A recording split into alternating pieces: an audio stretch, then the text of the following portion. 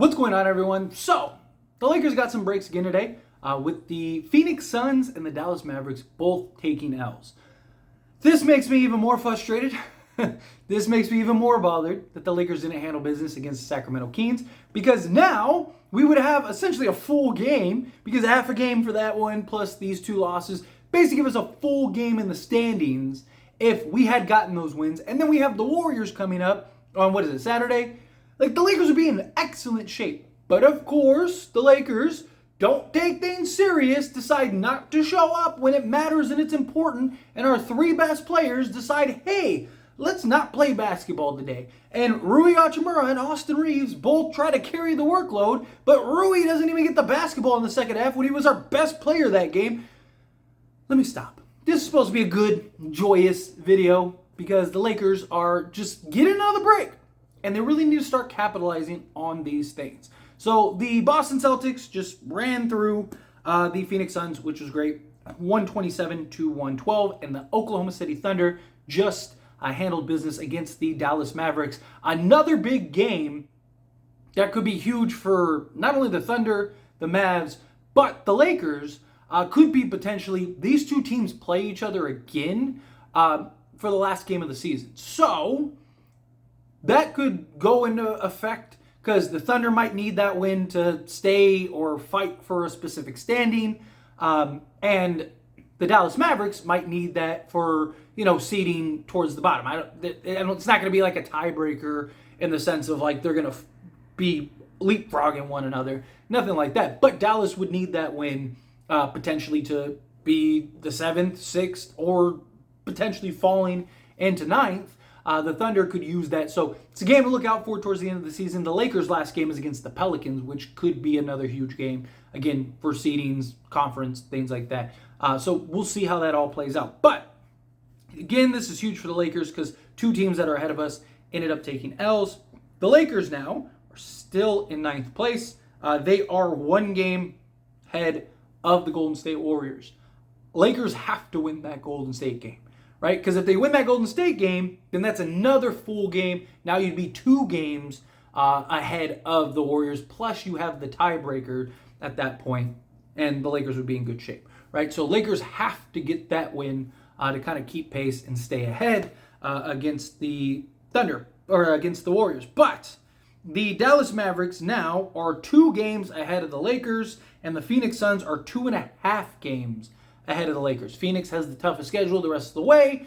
They have a bunch of tough games ahead on the slate. And then Dallas, they've kind of been hot and cold. They've had these stretches where they'll win like 4 games in a row, and then they have these stretches where they'll lose like 3 or 4 games in a row. Luka didn't play in this Dallas game, which, again, benefits the Lakers. Hopefully, if he could happen to miss a couple games, obviously, you want everyone healthy. You don't want anything significant. But the Lakers could use all the help they could get. They could use as much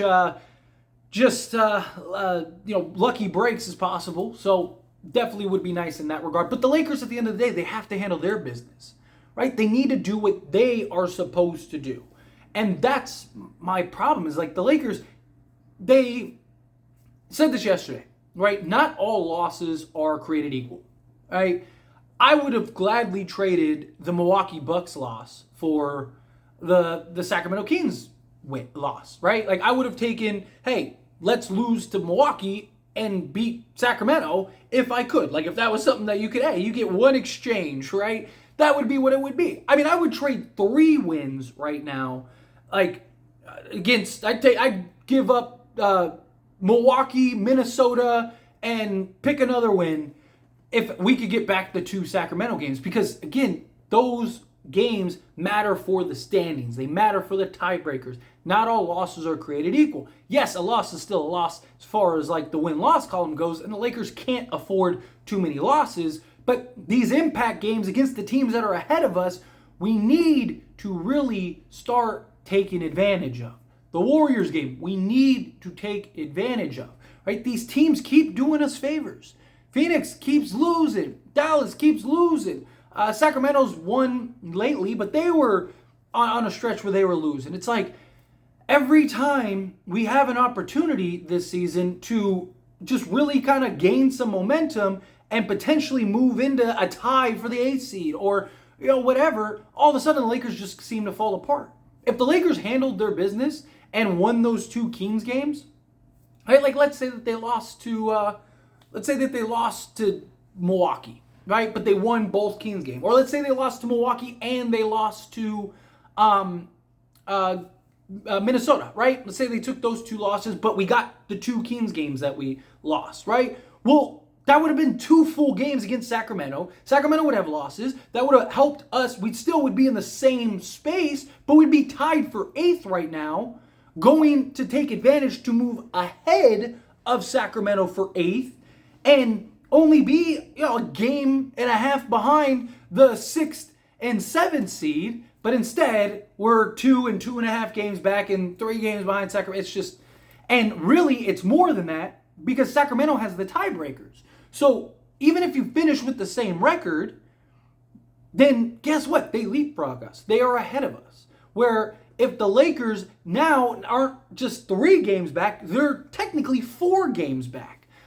Same thing with Dallas, right? Dallas, the Lakers, again, 2 games back of Dallas, but it's really 3 because Dallas has the tiebreakers because the Lakers didn't do their job against the teams that matter. Right? The Lakers didn't do their job when they had the opportunities presented and in front of them, and it's biting them, right? And now they have this uphill battle and this uphill climb. Luckily, again, a couple of these teams, they just stumble the right way. Lakers are there, right? The Lakers, as frustrated as we are, as much as some people are screaming and hollering that like the season's over, it's a wash, it's dead, this, that, and the other. It's not true. Like the Lakers are in the conversation still, right? The Lakers are 1 extended win streak or 1 team having an extended losing streak from being in the 7th or 8th seed at the worst, right? Now, the way I look at it is you can't control another team losing, right? You can't control another team going on a 4, 5, 6 game losing streak, right? But you can control you going on a win streak, right? You can control you in these next 15 games winning 12 of those 15, right? Like the Lakers are going to lose a game here and there. I've never had an issue with the Lakers losing games. I've came on and defended the Lakers when they've lost games, right? But again, not all losses are created equal. And then when it becomes a habit and certain ways in which they lost, like Sacramento, not only did they lose and that was a bad loss, but it wasn't even competitive, and your 3 best players in the biggest moment failed to show up. That's where I start having problems. That's where I can't defend this team. That's where I can't, come up with, positive can-do attitude type situation. No, it's you messed up, right? Like I have to hold you accountable. But again, the Lakers have a very favorable schedule the rest of the way. Very favorable. So to kind of dive into this, and again, other teams have schedules too, right? But again, you can control your wins. So you got the Warriors, who you should be able to beat because you're at home in LA. Then you got Atlanta, who won't have Trae Young. You have the Sixers without Joel Embiid. Joel Embiid news came out the other day, and Joel Embiid might not even be back this season. Best case scenario, like the last week before the playoffs. So you're not going to have Joel Embiid against the Sixers. Oh, and you're at home for that game. The Indiana Pacers just lost Mathurin. And, oh yeah, you're at home that game. Then you play the Milwaukee Bucks on the road. The Milwaukee Bucks game, that might be a little difficult on the road, but it's a very winnable game. We just beat Milwaukee. That was without LeBron. We should be able to beat Milwaukee again, especially the way that they just can't defend. Lakers could win that game. But let's say they lose that game.